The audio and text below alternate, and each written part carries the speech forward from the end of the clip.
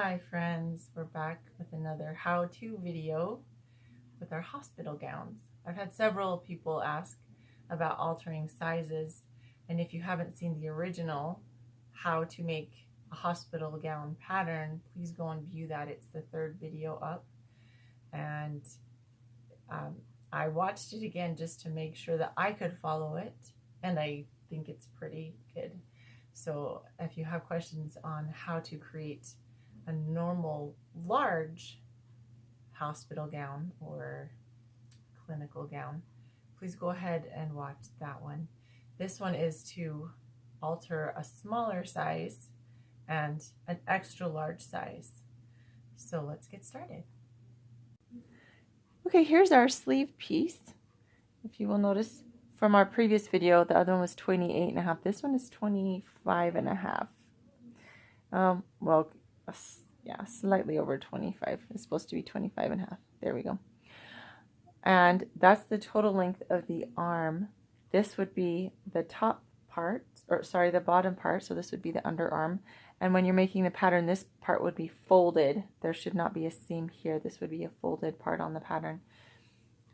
This angles to 23 inches, and then the last 2 inches are more straight. 2.5 inches there. The width we kept pretty close to the same, so it's about 5.25 instead of, I think it was 6.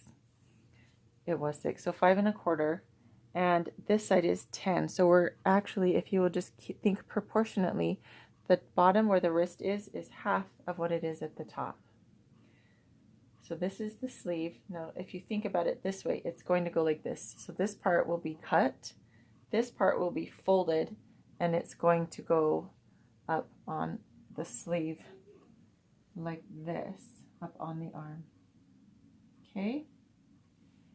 So it's slightly different again from making a long sleeve pattern where the sleeve seam would go underneath.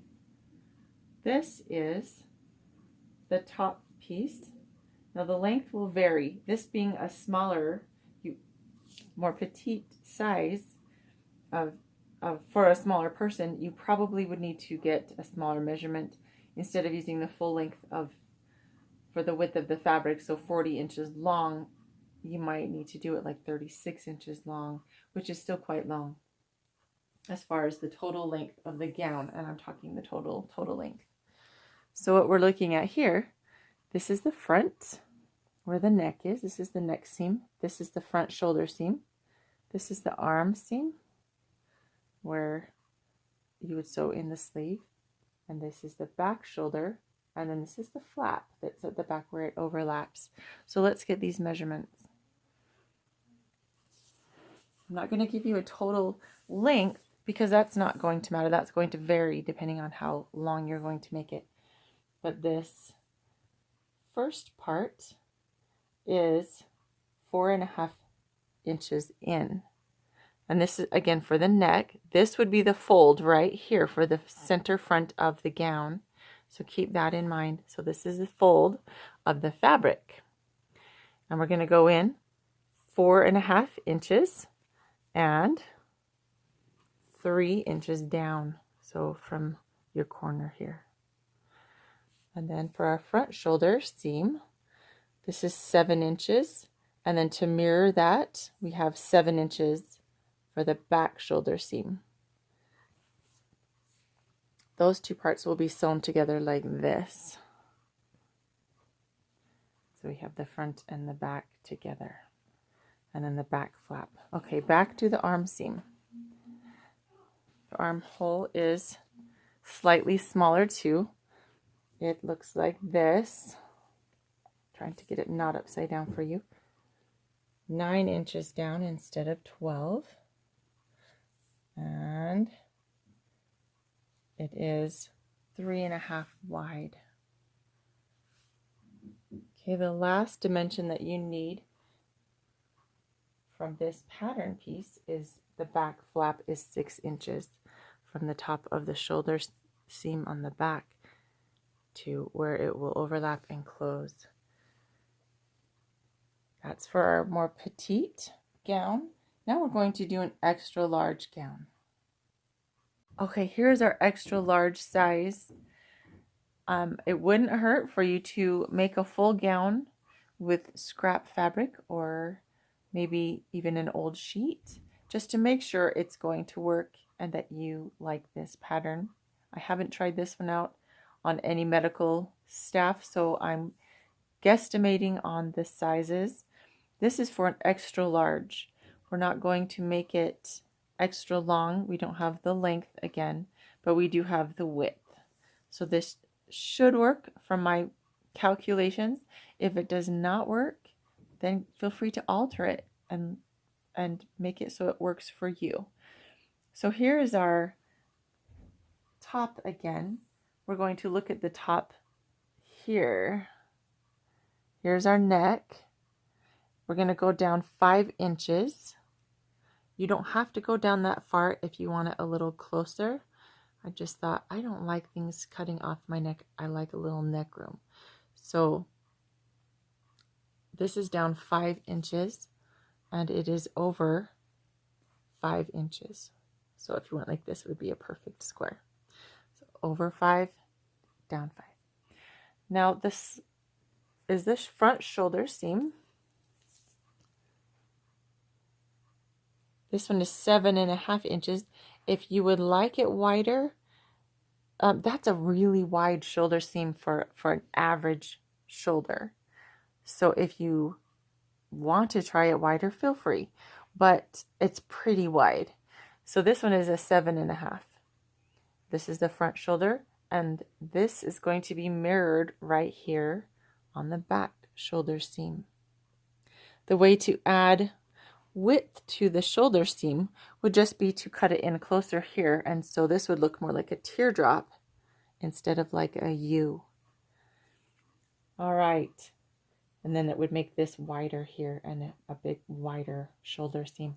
So the way this one is standing right here, after taking off about 1 inch from the top just for the shoulder slope, not much. This isn't for fashion, it's just for functionality, so it's not much of a shoulder slope. We're going down 13, after I cut it off, sorry, I'm jumping around a little bit. So I cut it off 13.5 inches down. That's at the bottom, or the base of the U. Then across, it is 7 inches at the base and a little over 6 at the top right here. Oh, about 6 at the top. And then again, to mirror the front shoulder seam, we have our back shoulder seam, which is 7.5. And then the back flap, it is extra large to help cover the back seam. If you want it less wide, you can always hem it by folding that in and hemming the back. But this just allows for extra movement in the back and the front. Again, if you want more in the front, you would just make this wider and scoot everything over just a little bit more. The easiest way I found to cut the the arm seam, armhole, is to fold it in half. And this, I'm showing you this so that if you need to modify it for your own size or for someone that you know, or just to make different sizes. Here's our sleeve pattern, which we'll cover in just a minute. And I guesstimated about like that, because it's going to go underneath an arm and then up and around. And that way, if you need to make this a little bit less wide or a little wider, just cut it to fit your sleeve. Now let's look at the sleeve really fast. This one I didn't make extra long. I just made it a little wider. But again, we want to keep it proportionate. So it's about 8.5, almost 9 inches wide at the bottom. This would be the wrist right here. We go up parallel for 4 inches. And then angle it for another 22.5 inches. And so the top measurement is 16. That's almost double, just slightly less than double what it is at the wrist. This should make a pretty roomy size sleeve. The total length of this sleeve is 25, not 55, 25, which I am a long person. I'm 5'8", I'm tall, and this would be very long on me. So I didn't want to make a very, very long sleeve if it's going to be in the way. But again, if you're making it for a hospital gown, an inch or two longer is more useful than an inch or two too short. I hope that this helps so you can make a smaller gown or a larger gown. If you have questions about making a standard, I think they called it a universal size gown. That's in my other tutorial of how to make a hospital gown part 1. I hope you will go and check it out, and I hope you have a lovely day.